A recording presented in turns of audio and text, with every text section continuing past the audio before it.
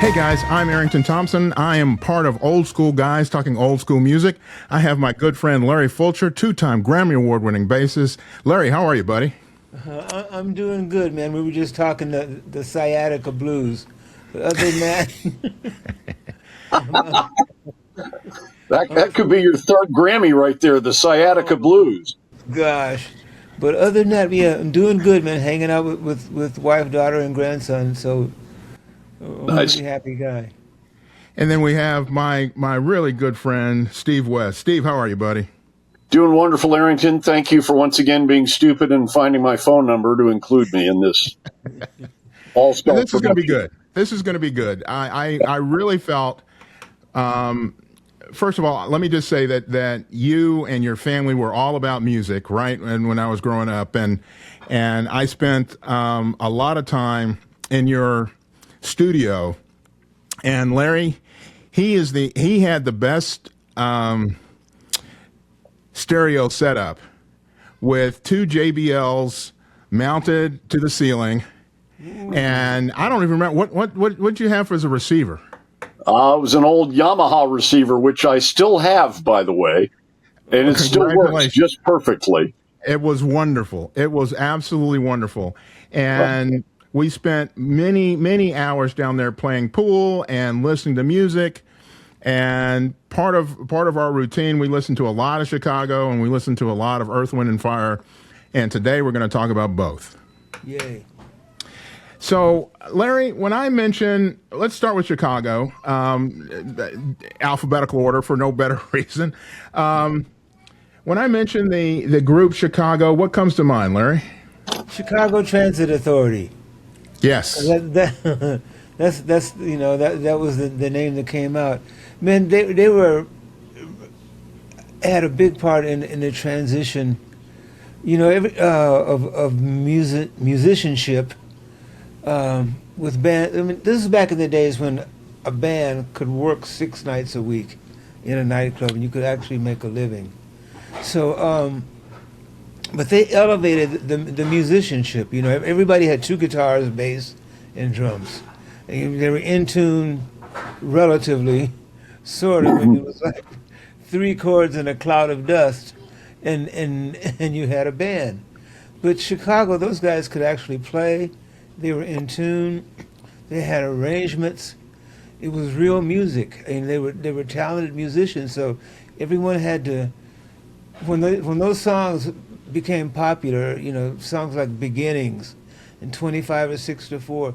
You had to actually learn to manipulate your instrument. You had to learn to play the dadgum thing right. You couldn't just get up and bang on it. So No. Banging was not going to work. Not for those songs. no, Ah, you had to actually play. So I would say it made a lot of us pay more attention to what we were doing, to intonation, to playing the right things, to space, to what happens when you put a horn section in the middle of a rock band. How do you make room for that? And it's such a big, huge sound. And you got to divide the money. Yeah, well, there's no doubt about that. Everybody wants the money. Yeah, so I mean there was that too, but the level of musicianship I felt made a lot of people elevate what they were doing. And then I went and saw them when that first album came out. I went to the Whiskey.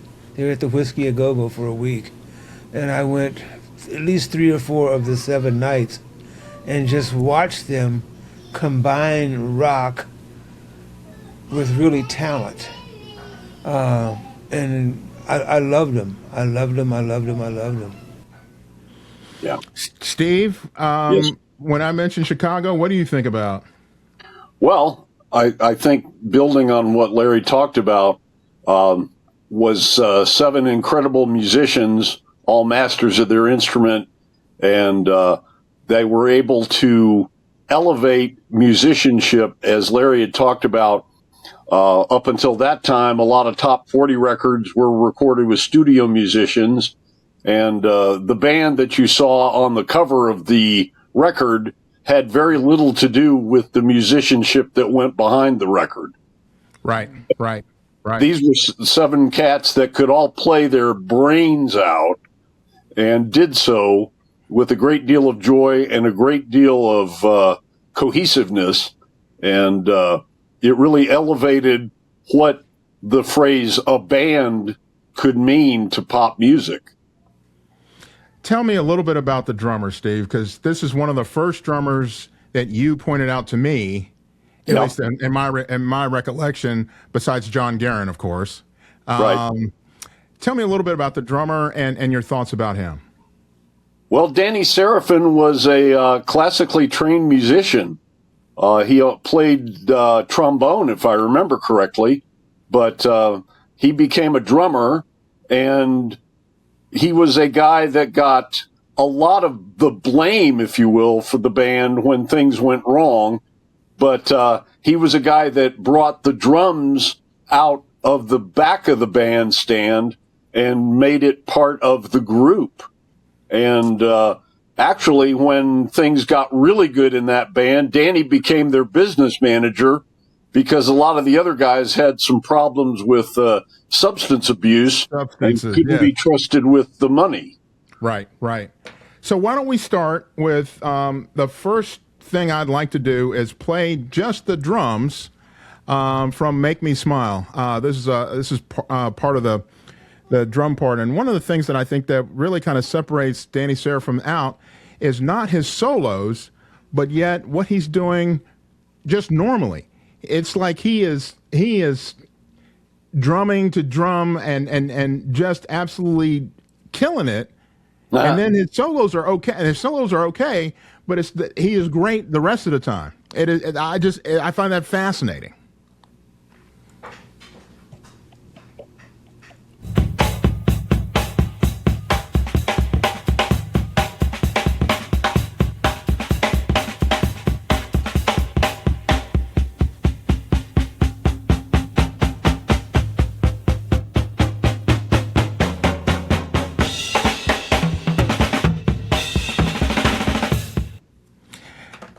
And well, I'll just go ahead and play the rest of "Make Me Smile" because that is my favorite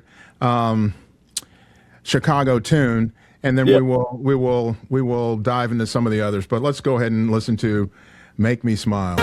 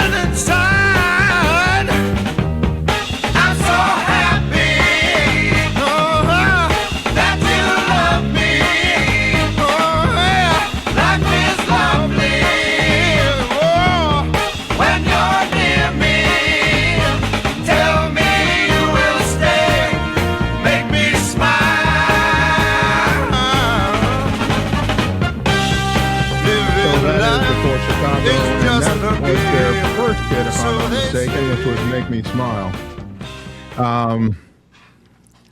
Steve, why don't you lead us off with "Make Me Smile"? What are your thoughts? Well, it was a great intro if you've never heard the band to hear a group playing that tightly and that succinctly together. James Pankow, the trombonist, arranged all the horn parts along with Walter Parazater and Lee Lonane. And as Larry alluded to earlier, it just was a different sound in a time that pop music was becoming pretty predictable and pretty stale. Right. And this was a fresh new sound that people really glommed onto quickly.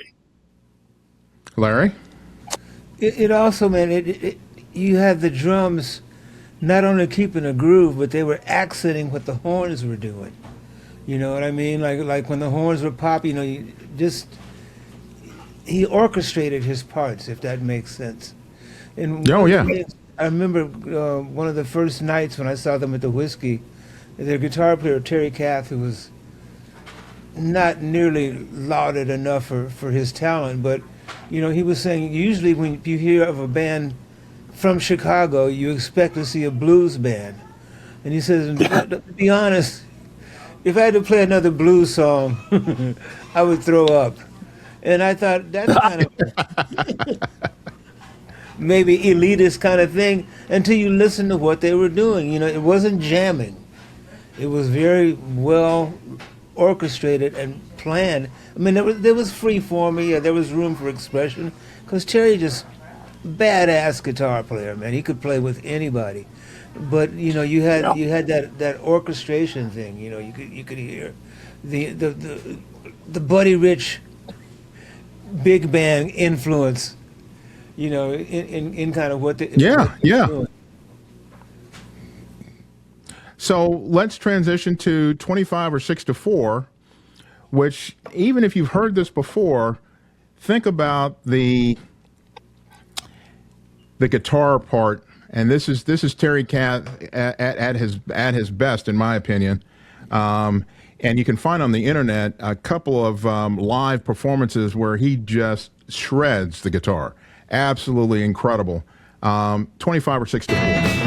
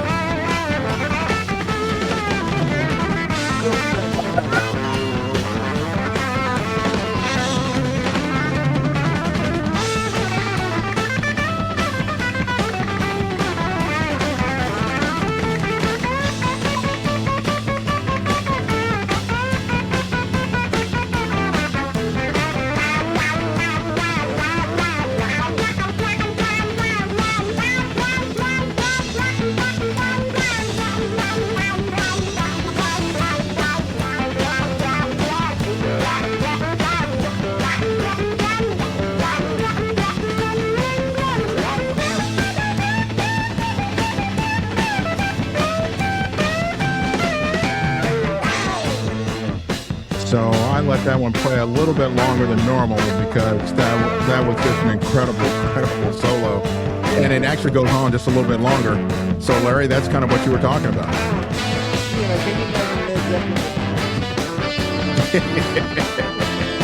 But exactly. Terry Kath was just no slouch. He was, he could stand next to Jimmy Page. He could stand next to Clapton. He could stand next to anyone.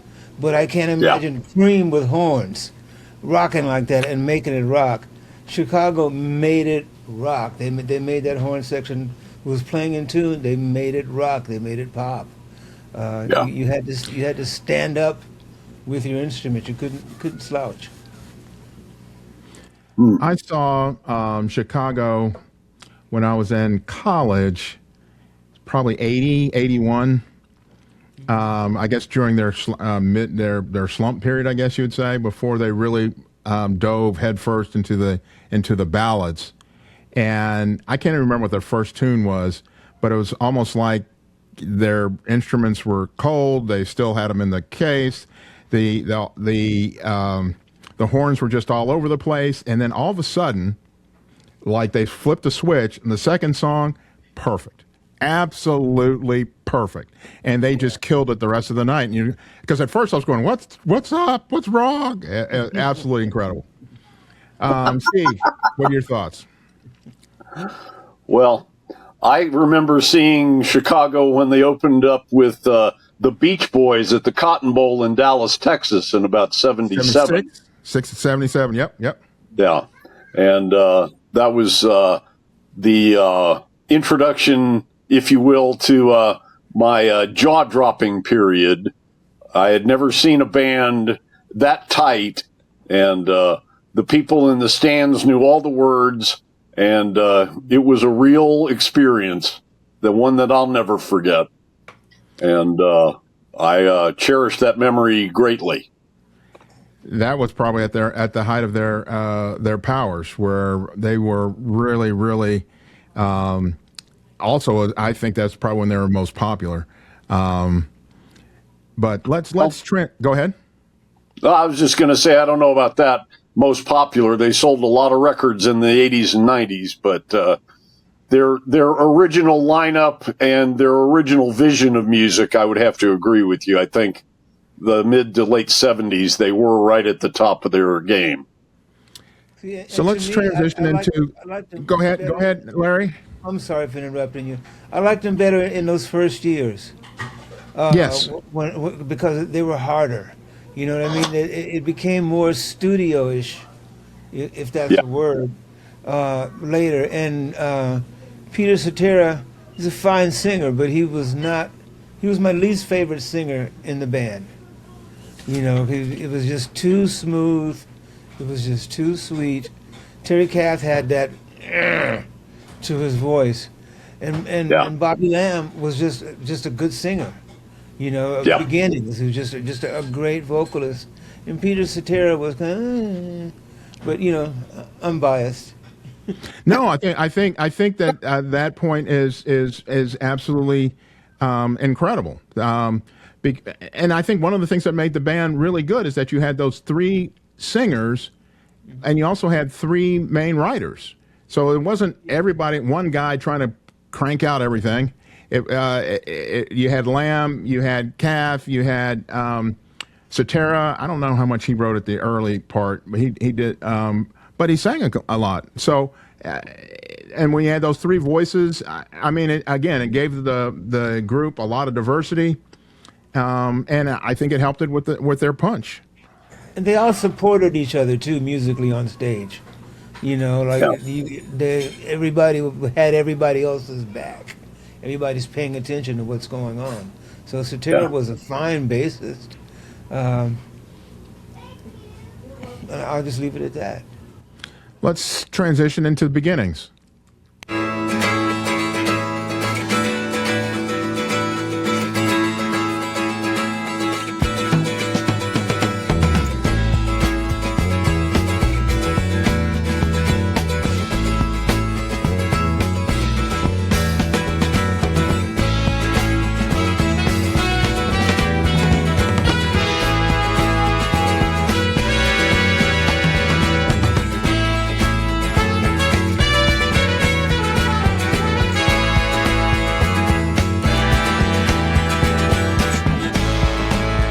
I'm with you. It doesn't matter where we are or what we're doing. I'm with you, that's all that matters. Time passes much too quickly when we're together laughing. I wish I could sing it to you. Oh no, I wish I could sing it to you. Let's go to Color My World. I think this was their first really big slow tune before they got into Hard Habit to Break and Hard to Say Goodbye and all of those kind of things. Yeah.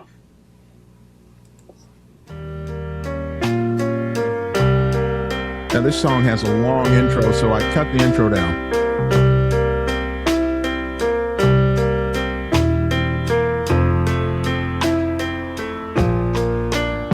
As time goes on, I realize just what you mean to me. And now that you're near, promise your love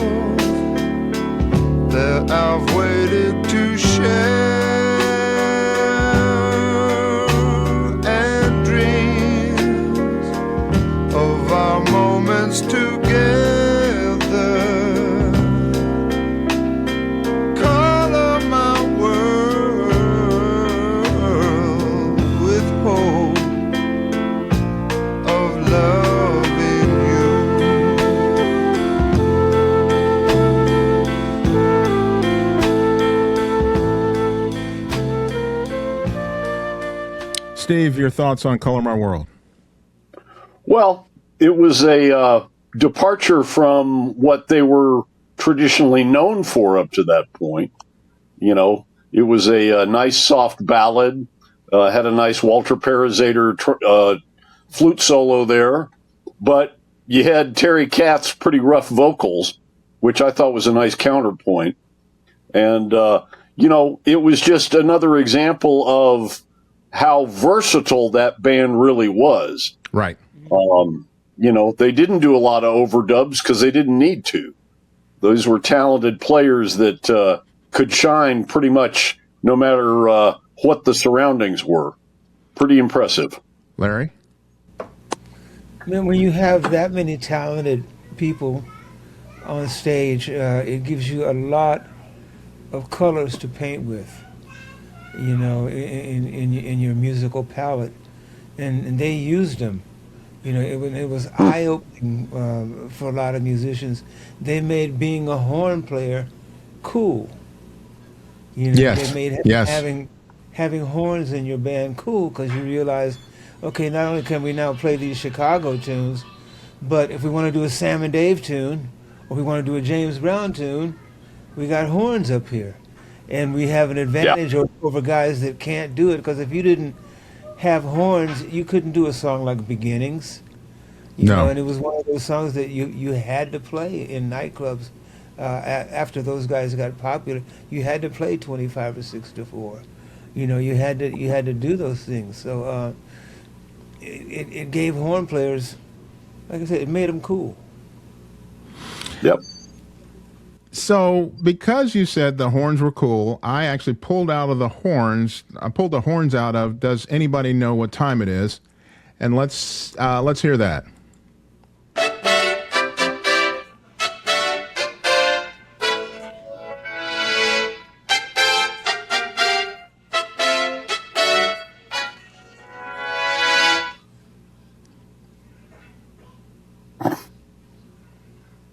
They're coming back. Promise.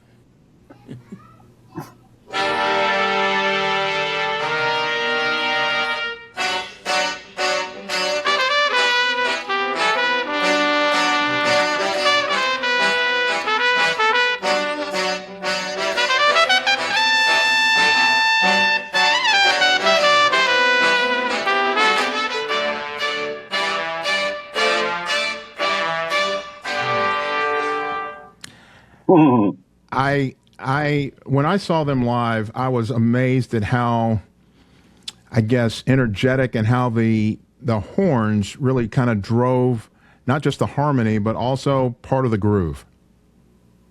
Yeah. Well, you got that in a good horn band. Think of Tower of Power. Think of Chase. Think of a lot of different bands that seemed to explode in the late 60s and early 70s. Like Larry alluded to, it kind of reminisced back to the big band days. But, yeah, those horns definitely drove that bus. And you had bands Larry? like Blood, Sweat, and Tears. Yes. Electric Flag. You know, it made horns in a rock band cool. You know, and it hadn't been before. Like I said, it was 2 guitars, drums, bass, and a cloud of dust, and you rocked it. But you had to play.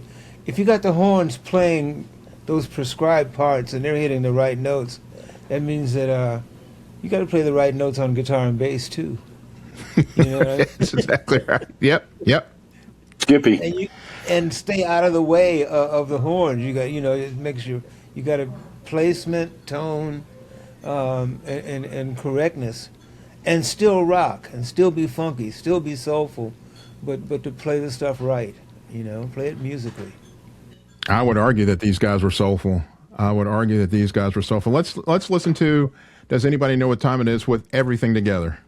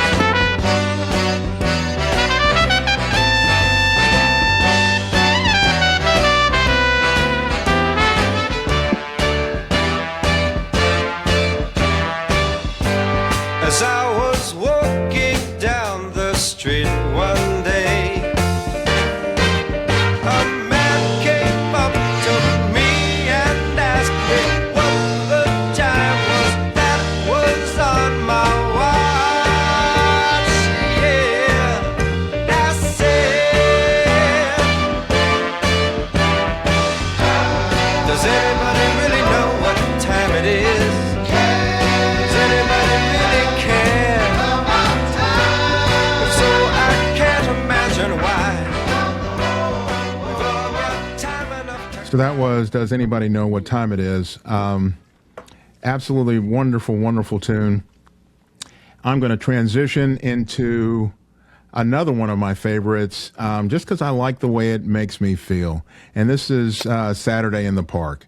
It is one of those, I mean, you can, as he's singing, you can feel yourself out there. You can see the park. It's just a wonderful tune.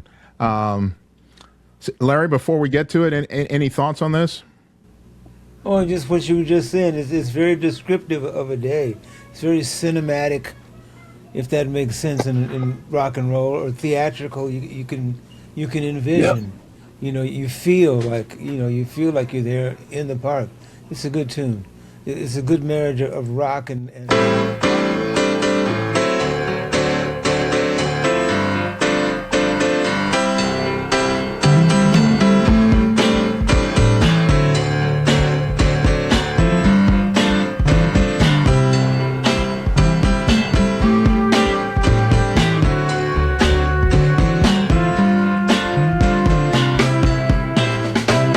Saturday in the park. I think it was the 4th of July. Saturday in the park.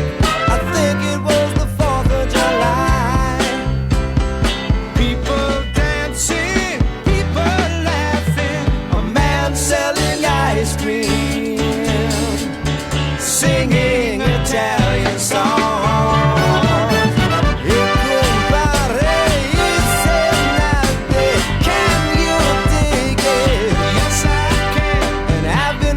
Such a long time for Saturday.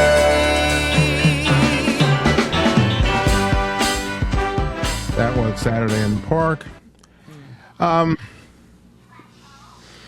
I've only got, well, actually, two more tunes to talk about. And one of them, it's kind of not fair. I kind of broke it down into, it's the same song, but I broke it down into two parts. And it's Hard to Say I'm Sorry. And what I've done is I've taken kind of the end of it, and because Hard to Say I'm Sorry rolls into another song that to me is so quintessential Chicago. And this is kind of right in their transition from being a really big ballad band to what they were before, which was I don't know, funk rock and roll. I don't know what horns rock and roll. I don't know what you call it. Let's listen to this. big band rock. There you go, big band rock. I like it.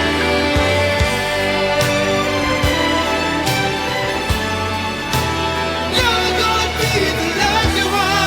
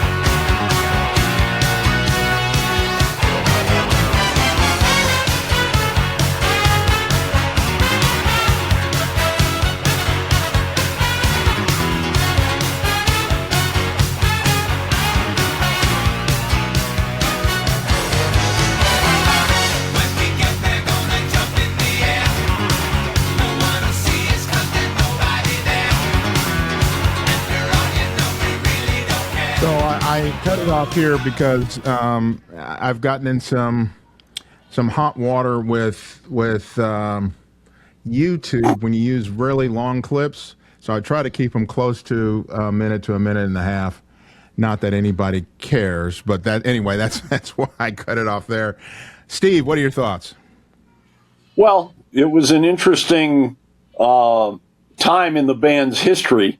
They had switched producers from James Garcia to David Foster. And, David brought a lot of that singer-songwriter, syrupy 80s ballad power to the band. Yep. But one thing that they didn't forget was that they had a powerful horn section, and those guys still knew how to rock and roll. And it was nice to hear that transition to remind everybody that Chicago wasn't just a syrupy ballad band anymore. Right. Larry? Just to be able to to perform that and memorize all those dadgum parts. You know what I mean? Because you got to go on stage and you got to pull that off, and you don't want to have sheet music in front of you if you're a rock band. So I mean, it was a display of musicianship, and sometimes it almost seemed like they were showing off. We're going to do this because we can, and very few people can. But that's a good thing to do. You know, it's a good thing to display your musicianship. So I appreciated it. You know, that wasn't my favorite phase of Chicago, but I still listened to it. I still bought the records just to hear how they did it. You know, just to hear how they did it. We all still bought the records. Everybody bought the records. I don't know what their final total was of record sales. I'm sure I could look it up, but it was a lot. I will quote you on that they actually sold a lot of records. I think that when you're looking at groups from the 70s, they're in the top 10.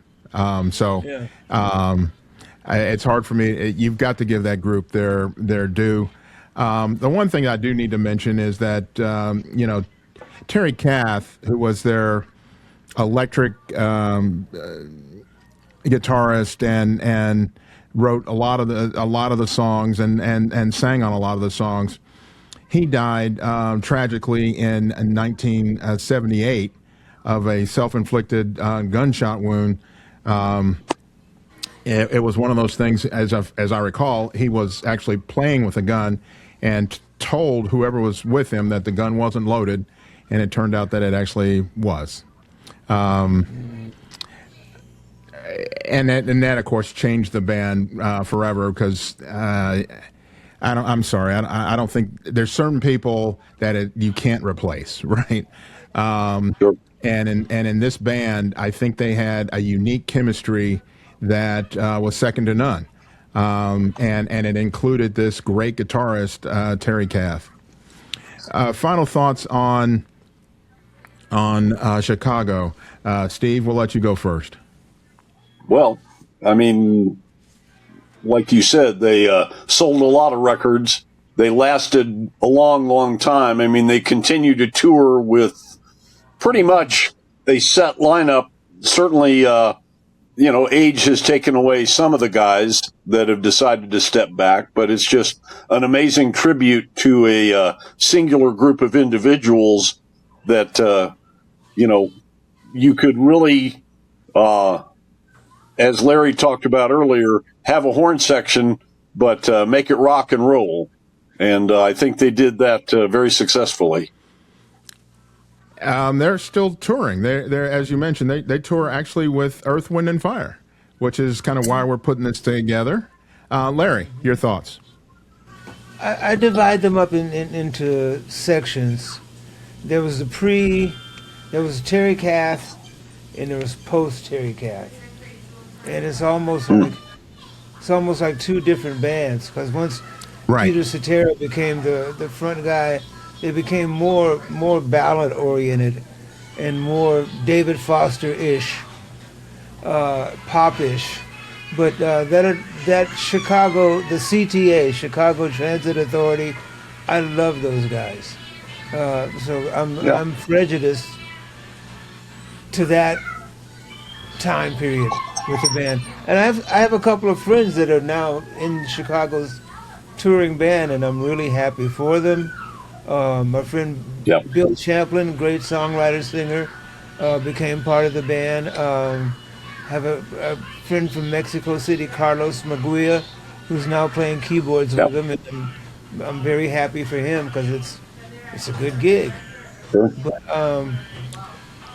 I appreciate Chicago. They are like a milestone. They're a postmark, a benchmark in rock and roll, in music. You know, they had a very important part to play in American music, rock, pop, whatever you want to call it. But I love those guys. I'm partial to CTA. I'm with you. All right. Well, let's say that I'm Arrington Thompson. He's Larry Fulcher, and he is Steve West. And we are old school guys talking old school music. And we'll be back in just a little bit, and we'll talk a little bit about Earth, Wind, and Fire.